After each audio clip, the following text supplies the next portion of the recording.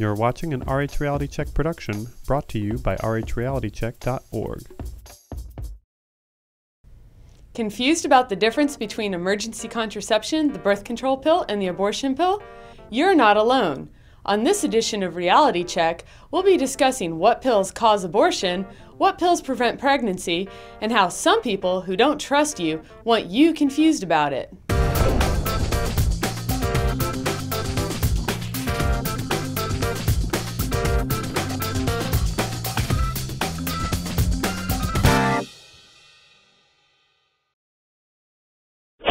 Did you know they'll just sell any teenage girl abortion pills these days? They call it the morning after pill. You don't even need a prescription to go get an abortion the day after you have sex. It's easy to confuse emergency contraception with the abortion pill, which is called RU486. After all, you take both at some point after you have sex. But there's a big difference. Emergency contraception is something you take right after sex to prevent pregnancy. It works the same way as the birth control pill, by suppressing ovulation. RU486 is an abortion pill. And unlike emergency contraception, you can't buy it over the counter. You have to get it from your doctor. That's not what I heard. I heard the morning after pill and even birth control pills can and do cause abortions. They work by making your uterus reject fertilized eggs. So if you're taking the pill, you're killing babies.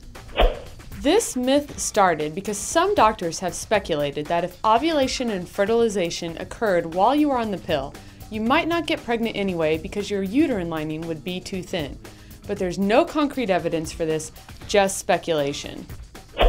But even if one precious fertilized egg sloughs off, that's abortion, right? Knowingly killing a baby is one thing, you know you're going to hell. But it's terrible to think that women are mindlessly murdering their own babies without even knowing about it.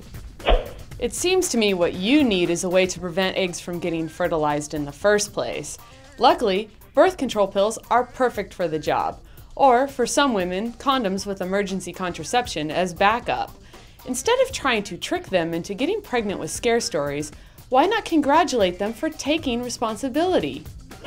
If the pill actually prevents unintended pregnancy and even prevents you from sloughing off fertilized eggs, then why are pro-lifers against it? Shouldn't they want to keep fertilized eggs and embryos from dying? You'd think. But for the leadership of the anti-choice movement, this is and has always been about making sure that sex has dangerous consequences for women. That's why the term pro-lifer makes less sense than the term forced birther.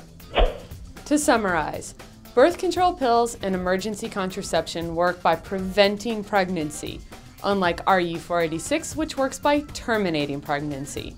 There's no scientific evidence behind the belief that the birth control pill causes fertilized eggs to die.